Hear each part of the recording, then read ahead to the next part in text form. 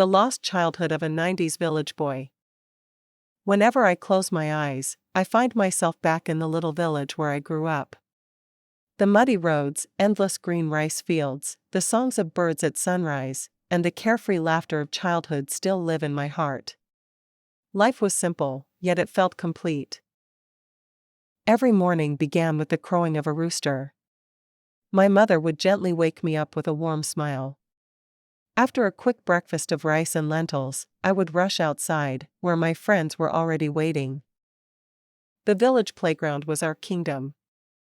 We played cricket with a handmade wooden bat and a ball wrapped in tape. Sometimes it was football, sometimes hide and seek, and sometimes we simply ran across the open fields without a reason. Winning or losing never mattered. We argued for a few minutes, then laughed together as if nothing had happened. As the afternoon sun grew stronger, we rested under a giant mango tree.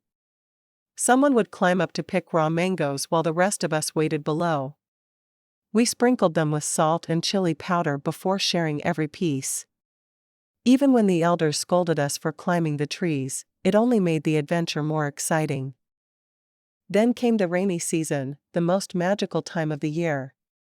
We folded old notebooks into paper boats and raced them along the flowing rainwater. We danced in the rain until our clothes were completely soaked. When we finally returned home, our mothers pretended to be angry, but a plate of hot rice and fried eggs always waited for us.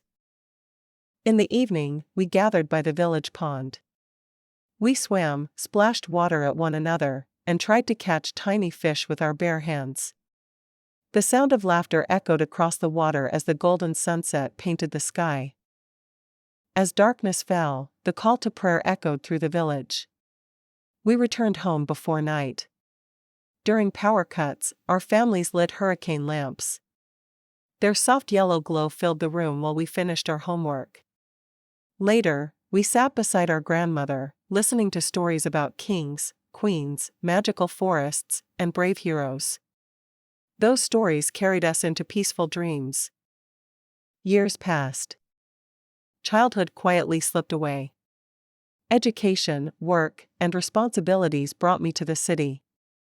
Life became faster, louder, and busier. One day, after many years, I returned to my village. Everything had changed. The muddy roads were now paved. The open playground where we spent countless afternoons had become rows of houses. Many of the old trees were gone, and even the pond looked smaller than I remembered. Yet something remained unchanged. The gentle breeze still carried the scent of my childhood.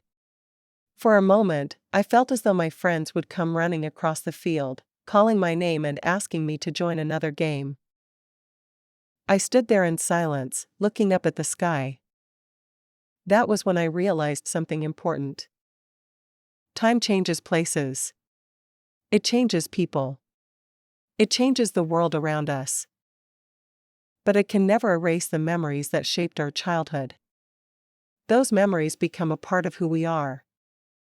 Perhaps we can never return to those beautiful days, but we can carry them forever in our hearts. And sometimes, all it takes is the sound of rain, the smell of wet earth, or the song of a bird to take us back to the happiest days of our lives. Because the greatest treasure we will ever own is not money or success. It is the beautiful childhood that lives forever in our memories.